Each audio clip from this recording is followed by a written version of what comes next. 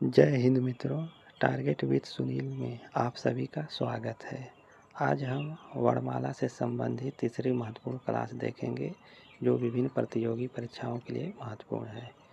आइए अब प्रश्न पर चलते हैं।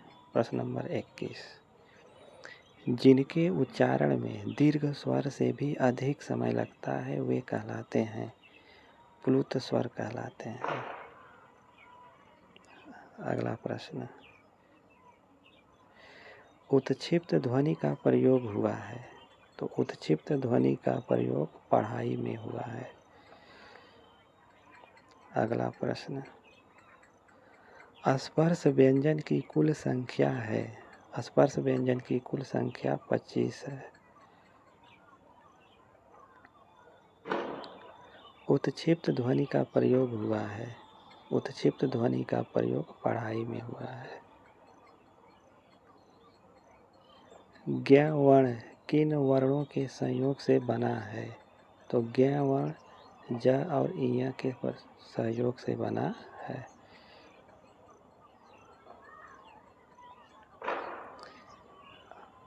छत्र और ज्ञ की गणना स्वतंत्र वर्णों में नहीं होती क्योंकि ये संयुक्त व्यंजन हैं।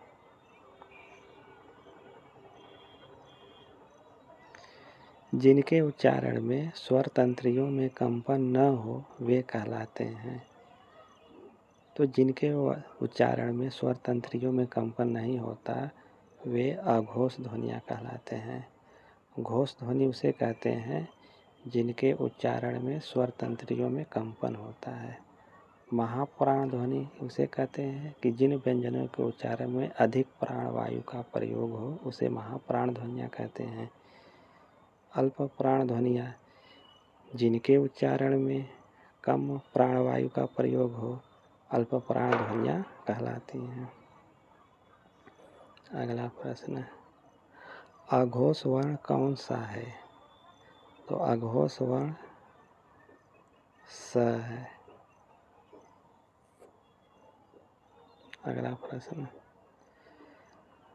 काकल्य वर्ण कौन सा है तो काकल्य वर्ण है। यह अंतस्थ व्यंजन है। स ऊष्म व्यंजन, अड़ नासिक व्यंजन है। अगला प्रश्न, जिनकी ध्वनि केवल मुख से निकलती है वे कहलाते हैं नीरनुनासिक स्वर। अगला प्रश्न, सभी स्पर्श व्यंजन कौन से वर्ग में हैं तो सभी स्पर्श व्यंजन क च प द वर्ग में आते हैं। अगला प्रश्न, सभी महाप्राण वर्णों वाला वर्ग है तो महाप्राण वर्णों वाला वर्ग ख छ ठ है। जिनकी ध्वनि केवल मुख से निकलती है वे कहलाते हैं नीरनुनासिक स्वर।